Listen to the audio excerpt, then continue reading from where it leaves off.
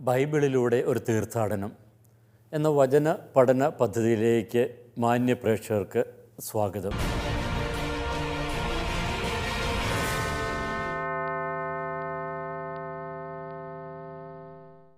വെളിപാട് ഗ്രന്ഥത്തിലെ 16-ാമത്തെ അധ്യായത്തിലൂടെയാണ് നാം കടന്നുപോയിക്കൊണ്ടിരിക്കുന്നത്.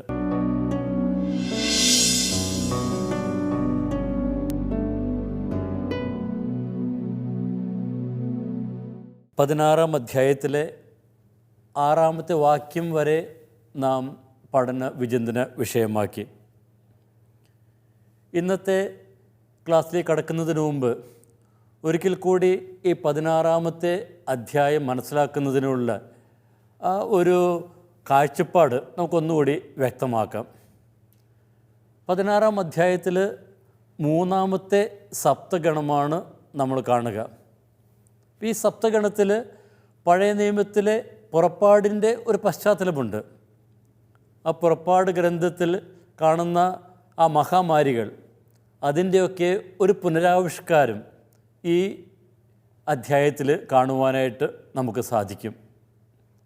ഇതിലാദ്യത്തെ 3 വ്യാധികൾ വരുമ്പോൾ പ്രപഞ്ചമാസകലം ഗ്രസിക്കുന്ന ആ ശിക്ഷയാണ് ഇവിടെ കാണിക്കുക. ഇപ്പോൾ ദൈവത്തിൻ്റെ ചരിത്രത്തിലുള്ള ഇടപെടൽ വഴിയായിട്ട് തിന്മകളുടെ ശക്തികളെ എല്ലാം അവിടെ നിന്ന് ഇല്ലായ്മ ചെയ്യുന്നു. തുടർന്ന് ഉള്ള ആ ചെറിയൊരു ഇടവേളയിൽ ദൈവത്തിൻ്റെ പ്രവൃത്തി അത് നീതിപൂർവകമാണ് എന്ന് കാണിക്കുന്നു. ഇവിടെ 5-ാമത്തെ വാക്യം മുതൽ 7-ാമത്തെ വാക്യം വരെ ഈ ഒരു ആശയമാണ്, പ്രമേയമാണ് അവതരിപ്പിക്കുന്നത്. അപ്പോൾ അതിൽ 3 വാക്യങ്ങളിൽ നമ്മൾ കാണുന്ന പ്രധാനപ്പെട്ട ആശയങ്ങൾ ഇതാണ്. 5-ാമത്തെ വാക്യത്തിൽ ദൈവം നീതിമാനാണ്, അവിടുത്തെ പ്രവൃത്തി നീതിയുക്തമാണ് എന്ന് പറയുന്നു. പിന്നെ തുടർന്ന് ഇവർക്ക് ലഭിക്കുന്ന ശിക്ഷ അതവർ അർഹിക്കുന്നതാണ് എന്ന് വ്യക്തമാക്കുന്നു. വീണ്ടും 7-ാമത്തെ വാക്യത്തിലേക്ക് വരുമ്പോൾ ദൈവം നീതിമാനാണ്, അവിടുത്തെ പ്രവൃത്തികളിൽ അവിടുന്ന് നീതിപൂർവം വർത്തിക്കുന്നു എന്ന കാര്യം ഇവിടെ ആവർത്തിക്കുന്നു. അപ്പോൾ ഈ ഒരു പശ്ചാത്തലത്തിലാണ് നാം ഈ വെളിപാടിലെ 16-ാമത്തെ അധ്യായം നമ്മൾ കാണേണ്ടത്. നമുക്ക് ഇന്നത്തെ വാക്യത്തിലേക്ക് നമുക്ക് കിടക്കാം. 7-ാമത്തെ വാക്യം, നിങ്ങളുടെ കയ്യിൽ ബൈബിൾ ഉണ്ടെങ്കിൽ നിങ്ങൾ അത് എടുത്ത് ഒന്ന് വായിക്കുക. അപ്പോൾ ബലിപീഠം പറയുന്നത് കേട്ടു, അതേ സർവശക്തനും ദൈവവുമായ കർത്താവേ, അങ്ങയുടെ വിധികൾ സത്യസന്ധവും നീതിയുക്തവുമാണ്. ബലിപീഠം സംസാരിക്കുന്നതായിട്ടാണ് ഇവിടെ അവതരിപ്പിക്കുക. ഇവിടെ ബലിപീഠം എന്ന് പറയുമ്പോൾ അത് ഒരു ആഖ്യാന ശൈലിയാണ്. ബലിപീഠം സംസാരിക്കുമോ? ഇല്ല, ബലിപീഠമല്ല സംസാരിക്കുന്നത്. ബലിപീഠവുമായിട്ട് ബന്ധപ്പെട്ട ആ വ്യക്തികൾ അവരാണ് സംസാരിക്കുക. ഇപ്പോൾ നമ്മൾ വെളിപാട് ഗ്രന്ഥത്തിലൂടെ കടന്നു പോകുമ്പോൾ ഈ ബലിപീഠവുമായിട്ട് ബന്ധപ്പെട്ട 2-3 രംഗങ്ങൾ നമ്മൾ കാണുന്നുണ്ട്. 6-ാമത്തെ അധ്യായത്തിൽ ബലിപീഠത്തിന് കീഴിൽ നിന്ന് രക്തസാക്ഷികൾ നിലവിളിക്കുന്നത് നാം കേൾക്കുന്നുണ്ട്. നമ്മൾ വെളിപാടിൻ്റെ ആ വിവരണത്തിൽ പലയിടങ്ങളിലും നമ്മളത് കണ്ടതാണ്. ദൈവമേ, എത്ര നാളെങ്കിലും കാത്തിരിക്കണം ഇവർക്കെതിരെ അങ്ങ് നീതി പ്രവർത്തിക്കുവാനായിട്ട്, അവരെ ശിക്ഷിക്കുവാനായിട്ട്. അപ്പോൾ ബലിപീഠത്തിന് കീഴിൽ നിന്നുള്ളവരുടെ ആ ഒരു ശബ്ദം. അതുപോലെ തന്നെ നമ്മൾ 8-ാമത്തെ അധ്യായത്തിൽ ബലിപീഠത്തിൽ നിന്നുയരുന്ന പ്രാർത്ഥനകളെക്കുറിച്ച് പറയുന്നുണ്ട്. അപ്പോൾ അവിടെ നിന്നുയരുന്ന പ്രാർത്ഥനകൾ, അപ്പോൾ വിശുദ്ധരുടെ പ്രാർത്ഥനകൾ. അപ്പോൾ ബലിപീഠം പറയുന്നു എന്ന് പറയുമ്പോൾ നാം ഇവിടെ മനസ്സിലാക്കേണ്ടത് ആ വിശുദ്ധരുടെ പ്രാർത്ഥനകൾ, ദൈവജനത്തിൻ്റെ പ്രാർത്ഥനകൾ, തങ്ങളുടെ ജീവിതത്തിൽ ഞങ്ങൾക്ക് നീതി നടത്തി തരണമേ എന്നുള്ള അവരുടെ പ്രാർത്ഥന. അതുമല്ലെങ്കിൽ പിന്നീട് ബലിപീഠവുമായി ബന്ധപ്പെടുത്തി ശിക്ഷയെക്കുറിച്ച് പറയുന്നുണ്ട്. അപ്പോൾ ദൈവം അവരെ, തങ്ങളുടെ ദൈവജനത്തെ പീഡിപ്പിക്കുന്നവരെ, അവരെയെല്ലാം അവിടുന്ന് ശിക്ഷിക്കുന്നു. അപ്പോൾ ബലിപീഠം പറയുന്നു, സംസാരിക്കുന്നെന്ന് പറയുമ്പോൾ നാം ഇവിടെ മനസ്സിലാക്കേണ്ടത് ആ ദൈവജനത്തിൻ്റെ പ്രാർത്ഥനയ്ക്ക് ദൈവം ഇവിടെ ഉത്തരം കൊടുക്കുവാനായിട്ട് തുടങ്ങുന്നു. അവസാനം അവരുടെ പ്രാർത്ഥന കേൾക്കപ്പെടുന്നു, നീതി നടപ്പിലാക്കപ്പെടുന്നു. അപ്പോൾ അവർക്ക് ആവശ്യം ലഭിക്കേണ്ട നീതി. അപ്പോൾ ഈ പ്രപഞ്ചത്തിൽ ഈ തിന്മയുടെ ശക്തികൾ അഴിഞ്ഞാടുമ്പോൾ നാം ന്യായമായിട്ട് ചോദിക്കുന്ന ചോദ്യം ഇതാണ്: ദൈവമേ, ഈ തിന്മയുടെ ശക്തികൾക്കാണോ എന്ന് നിലനിൽപ്പുള്ളത്? വെളിപാട് ഗ്രന്ഥം 16-ാമത്തെ അധ്യായത്തിലേക്ക് വരുമ്പോൾ പറയുന്നു, ഇല്ല, ഇവയ്ക്കൊന്നും ശാശ്വതമായിട്ട് നിലനിൽപ്പില്ല, ദൈവം അവയെല്ലാം ശിക്ഷിക്കുവാനായിട്ട് പോകുന്നു. ഇതിനെ തുടർന്ന് ശിക്ഷിക്കുന്ന ദൈവത്തെക്കുറിച്ചുള്ള വിവരണമാണ് കൊടുക്കുക. ഇപ്പോൾ ദൈവത്തെ വിശേഷിപ്പിക്കുന്നത് സർവശക്തനും ദൈവവുമായ കർത്താവ് എന്നാണ്. സർവശക്തനും ദൈവവുമായ കർത്താവ്. ഇപ്പോൾ നമുക്ക് പലപ്പോഴും സർവശക്തൻ എന്നൊക്കെ പറയുമ്പോൾ നമുക്ക് ചിലപ്പോഴൊക്കെ അല്പം ഒരു അസ്വസ്ഥത നമുക്കൊക്കെ ഉണ്ടാകുമായിരിക്കാം. ചിലപ്പോൾ നമ്മൾ അതിനൊക്കെ പകരം കാരുണ്യവാനായ ദൈവമേ എന്നൊക്കെ പറയുവാനാണ് ഇഷ്ടപ്പെടുക. പക്ഷേ ഇവിടെ ആ സർവശക്തൻ എന്ന് പറയുന്നത് മനുഷ്യചരിത്രത്തിൻ്റെ മേലുള്ള ദൈവത്തിൻ്റെ പരിപൂർണമായിട്ടുള്ള അധികാരം സൂചിപ്പിക്കുവാനായിട്ടാണ്. അതായത് ഈ ചരിത്രത്തിലുള്ള സകലതും സംഭവിക്കുന്നത് ദൈവത്തിൻ്റെ അവിടുത്തെ അറിവോടുകൂടിയാണ്. അവിടുന്ന് അറിയാതെ ഒന്നും സംഭവിക്കുന്നില്ല. എല്ലാത്തിൻ്റെ മേൽ അവിടത്തേക്കാണ് സമ്പൂർണമായിട്ടുള്ള അധികാരമുള്ളത്. ഇനി ഇവിടെ സത്യസന്ധവും നീതിയുക്തവും എന്ന ആ പ്രയോഗം അതിവിടെ ആവർത്തിക്കപ്പെടുന്നുണ്ട്. അപ്പോൾ അത് കൂടുതൽ വ്യക്തമാക്കുന്നത് എന്താണ്? ദൈവശിക്ഷ അത് അറിയിക്കുന്നവർക്കാണ് ദൈവം കൊടുക്കുന്നത്. ഇനി ഇത് ഈ ദൈവശിക്ഷ അവർക്ക് കൊടുക്കുന്നതെന്നുള്ളത് അത് പഴയ നിയമത്തിലും നമ്മളൊക്കെ കാണുന്നുണ്ട്. പഴയ നിയമത്തിൽ ദാനിയേലിൻ്റെ പുസ്തകത്തിൽ 9-ാമത്തെ അധ്യായം 14-ാമത്തെ വാക്യം, അതുകൊണ്ട് കർത്താവ് ഉചിതമായ സമയത്ത് ഞങ്ങളുടെ മേൽ വിനാശം വരുത്തി. എന്തെന്നാൽ ഞങ്ങളുടെ ദൈവമായ കർത്താവ് താൻ ചെയ്യുന്ന എല്ലാ കാര്യങ്ങളിലും നീതിമാനാണ്, ഞങ്ങളോ അവിടുത്തെ സ്വരം അനുസരിച്ചില്ല. അപ്പോൾ ദൈവത്തിൻ്റെ പ്രവൃത്തി അതെപ്പോഴും നീതിയുക്തമാണ് എന്ന് ഇവിടെ ആവർത്തിക്കുന്നു. അപ്പോൾ ദൈവത്തിൻ്റെ വചനവും വാഗ്ദാനങ്ങളും പ്രവൃത്തികളുമെല്ലാം സത്യസന്ധമാണ്. അപ്പോൾ ഇത് വീണ്ടും പലയിടങ്ങളിലും ഈ ദൈവത്തിൻ്റെ നീതിയുക്തമായ പ്രവൃത്തിയെ കീർത്തിക്കുന്നതും നമ്മൾ കാണുന്നുണ്ട്. വെളിപാടിൽ മൃഗത്തിൻ്റെ മേൽ വിജയം നേടിക്കഴിയുമ്പോൾ അവിടെയുള്ള ആ കീർത്തനം 15-ാമത്തെ അധ്യായത്തിൽ 15:2 മുതലുള്ള വാക്യങ്ങൾ, 3-ാമത്തെ വാക്യം, സർവശക്തനും ദൈവവുമായ കർത്താവെ, അങ്ങയുടെ പ്രവൃത്തികൾ മഹനീയവും വിസ്മയാവഹവുമാണ്. ജനതകളുടെ രാജാവെ, അങ്ങയുടെ മാർഗങ്ങൾ നീതിയുക്തവും സത്യസന്ധവുമാണ്. ഇനി ഇത് തന്നെ വീണ്ടും 16-ാമത്തെ അധ്യായത്തിലൂടെ 5-ാമത്തെ വാക്യത്തിൽ ആവർത്തിക്കുന്നു. ഇനി വീണ്ടും 7-ാമത്തെ വാക്യത്തിലും ഇത് തന്നെയാണ് ആവർത്തിക്കുന്നത്.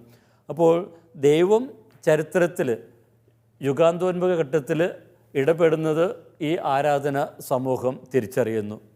അപ്പോൾ ആരാധന സമൂഹം ദൈവത്തിൻ്റെ നീതിപൂർവമായ ഈ ഇടപെടൽ അവരുടെ പ്രാർത്ഥനകൾക്കുള്ള മറുപടിയാണെന്ന് അവർ തിരിച്ചറിയുന്നു. അതുകൊണ്ട് തന്നെയാണ് അവർ വ്യക്തമായിട്ട് പറയുക, ആരാധന സമൂഹം പാടുക, ദൈവം തൻ്റെ വാഗ്ദാനങ്ങളിൽ വിശ്വസ്തനാണ്. അപ്പോൾ ദൈവം അവർക്ക് നൽകിയിരിക്കുന്ന ആ വാഗ്ദാനം, അപ്പോൾ വെളിപാടിൻ്റെ ആരംഭം മുതൽ കാണുന്ന ഒരു പ്രമേയം ഇതാണ്: ദൈവം തൻ്റെ വിശ്വസ്തർക്ക് അവിടെ നൽകുന്ന വാഗ്ദാനം, രക്ഷ അവർക്ക് ലഭിക്കും എന്നുള്ള വാഗ്ദാനം. ഇപ്പോൾ തിന്മയുടെ ശക്തികളെ എല്ലാം കണ്ട് അവർ പരിഭ്രാന്തരാകേണ്ട കാര്യമൊന്നുമില്ല. കാരണം ദൈവം അവസാനം അവരെ എല്ലാം ശിക്ഷിക്കും. ഇനി ഇവിടെ രക്തം ചൊരിഞ്ഞവർക്ക് അവിടുന്ന് രക്തം തിരികെ കൊടുക്കുന്നു. അപ്പോൾ അത് നമുക്കറിയാം, അതും ഒരു വെളിപാടിൻ്റെ ഒരു ശൈലിയിൽ പറയുന്ന കാര്യമാണ്. അത് തിന്മ ചെയ്തവർക്ക് അവർ നൽകിയതുപോലെ തന്നെ തിരികെ കൊടുക്കുന്നു. അപ്പോൾ അവർ രക്തം ചിന്തിയെങ്കിൽ ഇതാ അവരുടെ രക്തം ചിന്തപ്പെടുന്നു. അപ്പോൾ പ്രപഞ്ചത്തിൽ അവർ വരുത്തിയ താളഭംഗം അത് വീണ്ടെടുക്കുന്നതാണ് ഇവിടെ വിവരിക്കുക. അപ്പോൾ ഈ 7-ാമത്തെ വാക്യത്തിൽ പ്രധാനപ്പെട്ട ആശയം, ദൈവം നൽകുന്ന ശിക്ഷ അത് അവർ അറിയിക്കുന്നത് തന്നെയാണ്. അവർ ചെയ്ത തിന്മയുടെ പ്രവൃത്തികൾക്കുള്ള ദൈവത്തിൻ്റെ നീതിപൂർവമായിട്ടുള്ള ശിക്ഷ തന്നെയാണ്. അതോടൊപ്പം തന്നെ ദൈവജനത്തിന് അവിടെ നിന്ന് നൽകിയിരിക്കുന്ന ആ വാഗ്ദാനങ്ങൾ അത് നിറവേറ്റപ്പെടുന്നതുമാണ് നാം ഇവിടെ കാണുക. ഇനി തുടർന്ന് നമ്മൾ 8-ാമത്തെ വാക്യത്തിലേക്ക് കടക്കുന്നു. 8-ാമത്തെ വാക്യം നമ്മൾ 4-ാമത്തെ വ്യാധിയാണ് നമ്മൾ കാണുക. ഞാൻ വായിക്കാം. 4-ാമൻ തൻ്റെ പാത്രം സൂര്യൻ്റെ മേലൊഴിച്ചു. അപ്പോൾ മനുഷ്യരെ അഗ്നി കൊണ്ട് ദഹിപ്പിക്കാൻ അതിന് അനുവാദം നൽകപ്പെട്ടു. അപ്പോൾ ആദ്യം പ്രപഞ്ചത്തെ മുഴുവൻ ഗ്രസിക്കുന്ന ആ വ്യാധികളാണ് നമ്മൾ കാണുന്ന ആദ്യത്തെ 3 വ്യാധികളിൽ. ഇനി 4-ാമത്തേതിൽ സൂര്യൻ്റെ മേൽ അത് ഒഴിക്കുന്നു. ഇനി സൂര്യൻ്റെ മേൽ ഒഴിക്കുമ്പോൾ എന്താ സംഭവിക്കുന്നത്? ആ സൂര്യൻ്റെ സ്വഭാവമൊക്കെ മാറി അത് മനുഷ്യനെ പീഡിപ്പിക്കുന്നു. അപ്പോൾ ഇവിടെ പ്രപഞ്ചത്തിൻ്റെ താളം നഷ്ടപ്പെടുന്നതാണ് നമ്മൾ കാണുക.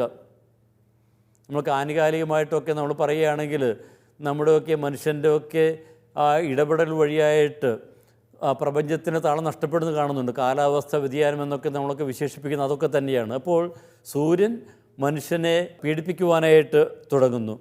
അപ്പോൾ ഇത് യഥാർത്ഥത്തിൽ മനുഷ്യൻ്റെ സ്വാർത്ഥത തന്നെയാണ് ഇതിൻ്റെ പിന്നിലുണ്ട്.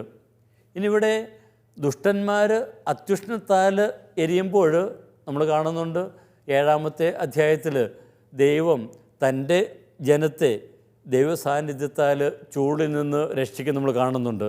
7-ാമത്തെ അധ്യായത്തിൽ 16-ാമത്തെ വാക്യത്തിൽ. അപ്പോൾ ദൈവജനം ഈ സൂര്യൻ്റെ അത്യുഷ്ണത്തിൽ നിന്ന് സംരക്ഷിക്കപ്പെടുമ്പോൾ ഈ ദുഷ്ടർ, തിന്മ പ്രവർത്തിക്കുന്നവർ അതിൻ്റെ അത്യുഷ്ണത്താൽ അവർ വെന്തെരിയുന്നു. ഇനി അഗ്നി എന്ന് പറയുന്ന ആ ഒരു പ്രതീകം വെളിപാടിൽ പലയിടങ്ങളിലും അത് ആവർത്തിക്കുന്നുണ്ട്. പല വ്യത്യസ്ത സന്ദർഭങ്ങളിലും അത് ആവർത്തിക്കുന്നത് നമ്മൾ കാണുന്നുണ്ട്. ഉദാഹരണത്തിന് 17-16 മൃഗം അതിന് കൂടെ നിൽക്കുന്നവരെ അഗ്നിയാൽ തന്നെ അത് ദഹിപ്പിക്കുന്നത് നമ്മൾ കാണുന്നുണ്ട്. 17 നമ്മളിന് അധ്യായത്തിലേക്ക് വരും. 17-16 നീ കാണുന്ന 10 കൊമ്പുകളും മൃഗവും ആ വേശ്യയെ വെറുക്കും, അവളെ പരിത്യക്തയും നഗ്നയുമാക്കും, അവളുടെ മാംസം ഭക്ഷിക്കുകയും അവളെ അഗ്നിയിൽ ദഹിപ്പിക്കുകയും ചെയ്യും. അപ്പോൾ തിന്മയുടെ ആ ശക്തികൾ ഇവളെ ആ അഗ്നിയിൽ അവളെ ദഹിപ്പിക്കുന്നു. അതുപോലെ തന്നെ 20-ാമത്തെ അധ്യായത്തിൽ സ്വർഗത്തിൽ നിന്നും അഗ്നി ഇറങ്ങി സാത്താൻ്റെ സൈന്യത്തെ നശിപ്പിക്കുന്നത് കാണുന്നുണ്ട്. ഏറ്റവും അവസാനം തിന്മയുടെ ശക്തികളെല്ലാം അഗ്നി തടാകത്തിലേക്ക് വലിച്ചെറിയപ്പെടുന്നതും നമ്മൾ കാണുന്നു. അപ്പോൾ അഗ്നി എന്ന പ്രതീകം ദൈവത്തിൻ്റെ ശിക്ഷയുടെ ഒരു പ്രതീകം തന്നെയാണ്. എന്നാൽ ദൈവജനം ഇതിൽ നിന്നും സംരക്ഷിക്കപ്പെടുന്നതിൻ്റെയും വിവരണങ്ങൾ നമ്മൾ കാണുന്നുണ്ട്. ഇനി ഇവിടെ നമ്മൾ ശ്രദ്ധിക്കേണ്ട ഒരു പ്രധാനപ്പെട്ട ഒരു കാരണം, ദൈവം ഇവരെ ശിക്ഷിക്കുന്നതൊക്കെ കാണുന്നുണ്ട്. ഇനി ഇവിടെ നമ്മൾ കാണുന്ന ഒരു പ്രധാനപ്പെട്ട വാക്യം, അത്യുഷ്ണത്താൽ മനുഷ്യൻ വെന്തെരിഞ്ഞു, മഹാമാരികളുടെ മേൽ അധികാരമുണ്ടായിരുന്ന ദൈവത്തിൻ്റെ നാമം അവർ ദുഷിച്ചു പറഞ്ഞു, അവർ അവിടുത്തെ മഹത്വപ്പെടുത്താൻ മാനസാന്തരപ്പെട്ടില്ല. ഇപ്പം നമ്മൾ ഈ ഒരു പ്രമേയം നമ്മൾ നേരത്തെ പല പ്രാവശ്യം നമ്മൾ ചർച്ച ചെയ്തതാണ്. ഇപ്പോൾ ദൈവം ഈ ശിക്ഷിക്കുന്നത് എന്തിനാണ്? അവരെ മാനസാന്തരപ്പെടുത്താനാണോ? ഇപ്പോൾ ഇവരിവിടെ പീഡിപ്പിക്കപ്പെടുന്ന അല്ലെങ്കിൽ ഈ അത്യുഷ്ണത്താൽ പീഡിപ്പിക്കപ്പെടുന്ന ഇവർ ദൈവത്തെ കൂടുതൽ ദുഷിക്കുന്നേ ഉള്ളൂ. അവരുടെ മനസ്സ് കൂടുതൽ കഠിനമായി.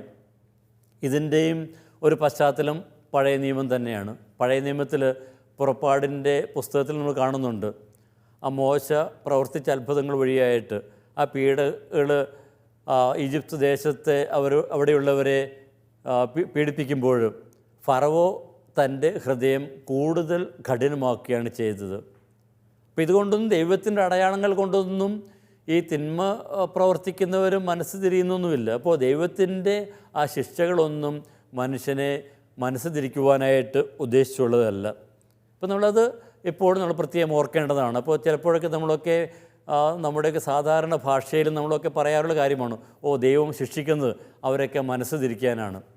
മനസ്സ് തിരിയുന്നത് ദൈവത്തിന് ശിക്ഷ വഴിയായിട്ടല്ല. നാം കഴിഞ്ഞ ക്ലാസ്സുകളിൽ നമ്മൾ കണ്ടതാണ്, നമ്മുടെ ദൈവജനത്തിൻ്റെ സാക്ഷ്യം വഴിയായിട്ടാണ്. ഇപ്പോൾ നേരത്തെ 13-ാമത്തെ അധ്യായത്തിൽ മൃഗം ദൈവത്തെ ദുഷിക്കുന്നത് കാണുന്നു. ഇനി ഇവിടേക്ക് വരുമ്പോഴോ ഈ മൃഗത്തെ പിന്തുടരുന്നവർ ദൈവത്തെ ദുഷിക്കുന്നു. അതായത് ഈ ജനം തിന്മയുടെ ശക്തികൾക്ക് ആ മൃഗത്തിൻ്റെ സ്വാധീനത്തിന് അടിപ്പെട്ടവരാണ്, അതിൻ്റെ അടിമകളാണ് എന്ന് വ്യക്തം. അപ്പോൾ ഇവിടെ ദൈവസ്നേഹത്തിലേക്ക് തിരികെ വരുമെന്നുള്ള പ്രതീക്ഷ ഇവിടെ ഒരു വിധത്തിൽ പറഞ്ഞാൽ അസ്ഥാനത്താണ്. അങ്ങനെയെങ്കിൽ ഇവിടെ ഈ ഒരു വാക്യം പറയുന്നതിൻ്റെ സാങ്കത്യം എന്താണ്? ഇതാരെ ഉദ്ദേശിച്ചുള്ള വാക്യമാണ്? ആരാധന സമൂഹത്തെ ഉദ്ദേശിച്ചുള്ളതാണ്.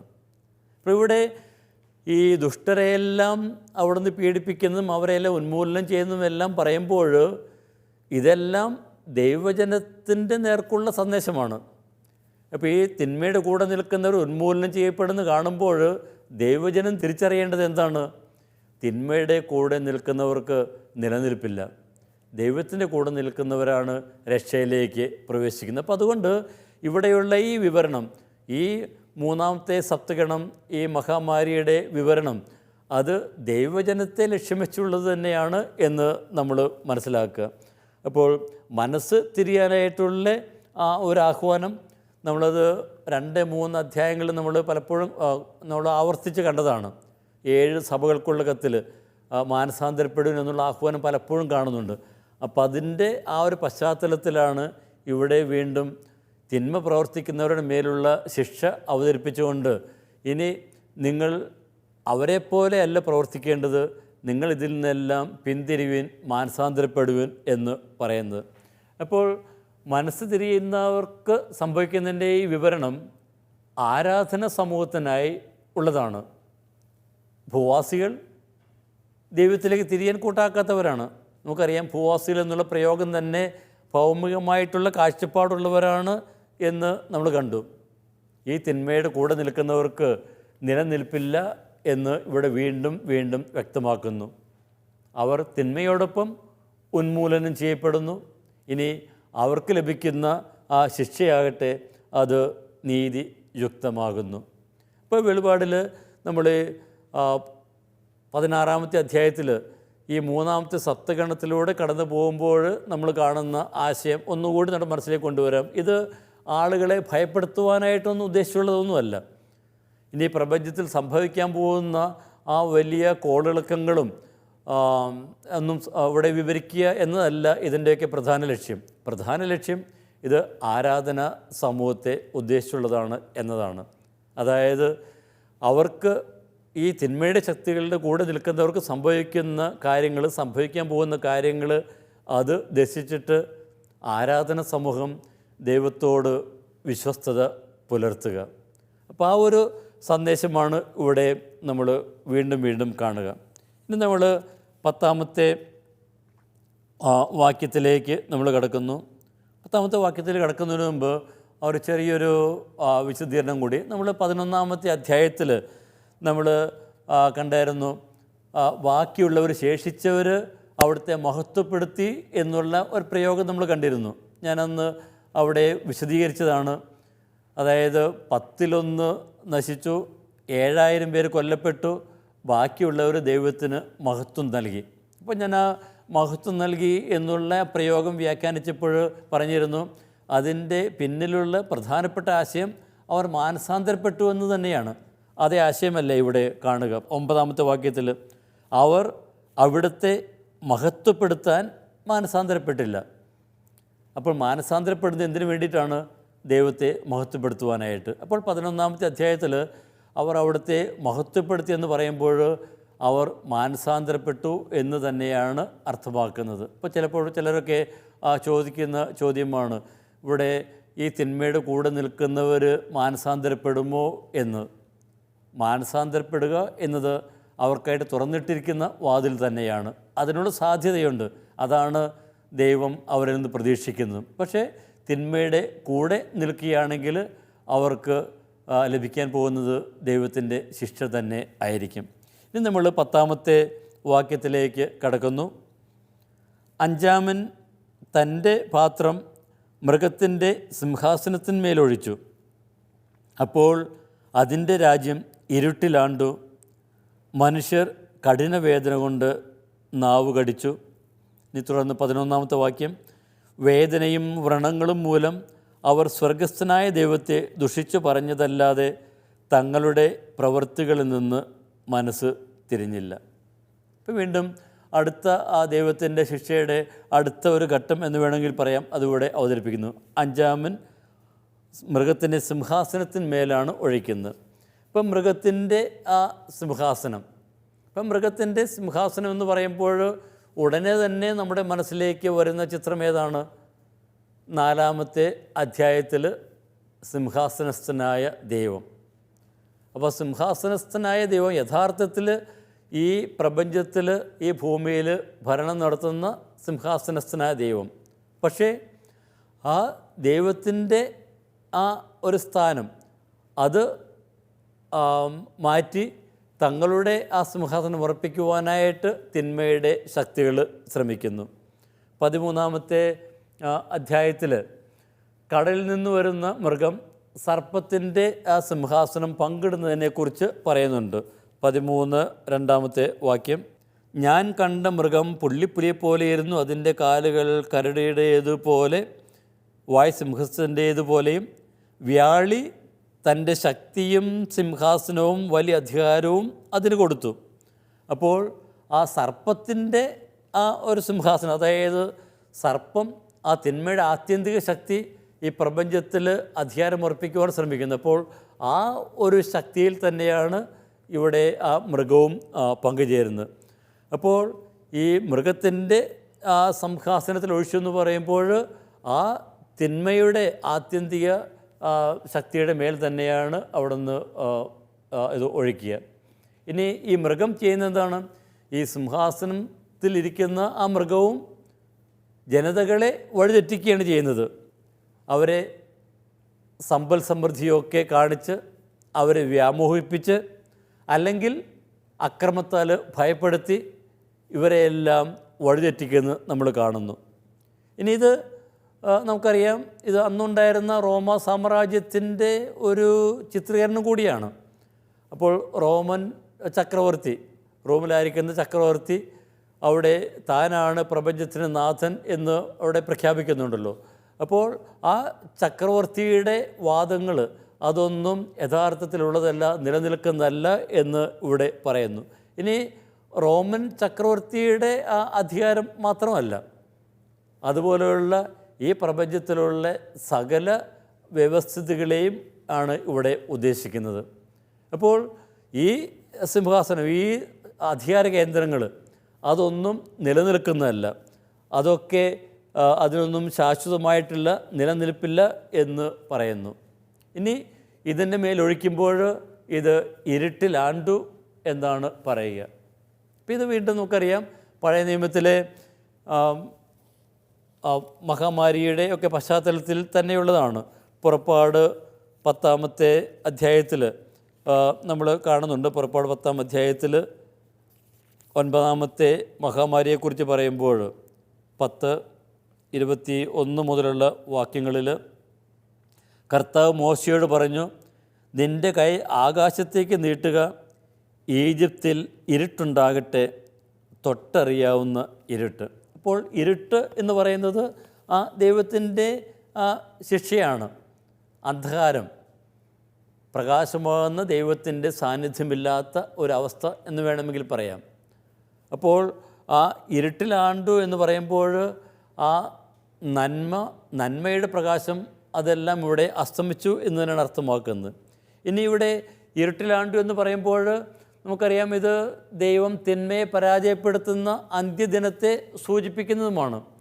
എസെക്കിയേൽ 32-ാമത്തെ അധ്യായത്തിൽ, എസെക്കിയേൽ 32:7 വാക്യം, ആകാശത്തിലെ എല്ലാ പ്രകാശഗോളങ്ങളെയും നിൻ്റെ മേൽ ഞാൻ തമോമയമാക്കും, നിൻ്റെ ദേശം അന്ധകാരത്തിലാഴ്ത്തും, ദൈവമായ കർത്താവ് അരുൾ ചെയ്യുന്നു. അപ്പോൾ ദൈവം തിന്മയൊക്കെ പരാജയപ്പെടുത്തുന്ന അന്ത്യദിനത്തെ ചിത്രീകരിക്കുമ്പോഴും ഈ പ്രപഞ്ചം മുഴുവൻ അന്ധകാരത്തിൽ ആഴ്ന്നു പോകുന്നത് ഇവിടെ നാം കാണുന്നുണ്ട്. അപ്പോൾ ഇവിടെ അർത്ഥമാക്കുന്നത് എന്താണ്? ഈ മൃഗത്തിൻ്റെ സാമ്രാജ്യം യഥാർത്ഥത്തിൽ അന്ധകാരത്തിൻ്റെയും തിന്മയുടെയും താവളമാണ്. ഇനി ഇവയോട് ചേർന്ന് നിൽക്കുന്നവർ വസിക്കുന്നതും ഈ അന്ധകാരത്തിൽ തന്നെയാണ്. ഇവയോട് തിന്മയുടെ ശക്തിയോട് പക്ഷം ചേരുന്ന ഭൂവാസികൾക്ക് ലഭിക്കുന്ന ശിക്ഷയാണ് ഇവിടെ അന്ധകാരമായിട്ട് ഇവിടെ അവതരിപ്പിക്കപ്പെടുന്നത്. അപ്പോൾ ഈ തിന്മയുടെ ശക്തികളുടെ മേൽ ദൈവം അന്ധകാരം അയക്കുന്നു എന്ന് പറയുമ്പോൾ അവയൊക്കെ ഇല്ലാതാകുന്നു എന്ന അർത്ഥം കൂടി ഇവിടെയുണ്ട്. ഇനി ഇവിടെ നേരത്തെ സൂചിപ്പിച്ചതുപോലെ മുൻ വാക്യത്തിൽ നമ്മൾ കണ്ടതുപോലെ ഇനി ഇതിൻ്റെയും അവസാനം പറയുന്നതൊക്കെ വേദനയും വ്രണങ്ങളും കൊണ്ട് അവർ ദൈവത്തെ ഒക്കെ ദുഷിച്ചു പറഞ്ഞതല്ലാതെ അവരുടെ പ്രവൃത്തികളിൽ നിന്ന് അവർ മനസ്സ് തിരിഞ്ഞില്ല. അപ്പോൾ ഈ ശിക്ഷകൾ കൊണ്ടൊന്നും അവർ മനസ്സ് തിരിയുവാനായിട്ട് അവർ തയ്യാറാകുന്നില്ല. ഈ ശിക്ഷകളല്ല അവരെ ദൈവത്തിലേക്ക് തിരിക്കുന്നത്. ഇത് ആരാധന സമൂഹത്തിനുള്ള സന്ദേശമാണ്. ഇവരെയെല്ലാം ദൈവത്തെങ്കിലേക്ക് തിരിക്കണമെങ്കിൽ ഒരു വഴിയേ ഉള്ളൂ, അത് ആരാധന സമൂഹം കൊടുക്കുന്ന സാക്ഷ്യമാണ്. അപ്പോൾ ഈ തിന്മയുടെ ശക്തികളെയും ഇവയുടെ ഉന്മൂലനത്തെക്കുറിച്ച് പറയുമ്പോൾ ആരാധന സമൂഹത്തോട് പറയുന്ന പ്രധാനപ്പെട്ട കാര്യങ്ങൾ ഇതാണ്: ഈ തിന്മയുടെ കൂടെ പക്ഷം ചേരാതിരിക്കുക.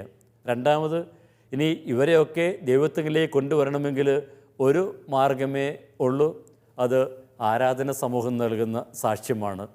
നമുക്ക് തുടർന്നുള്ള കാര്യങ്ങൾ അടുത്ത ക്ലാസ്സിൽ നമുക്ക് കാണാം. അതുവരെ എല്ലാവർക്കും ഈശോ മിശിഹായ്ക്കും സ്തുതിയായിരിക്കട്ടെ.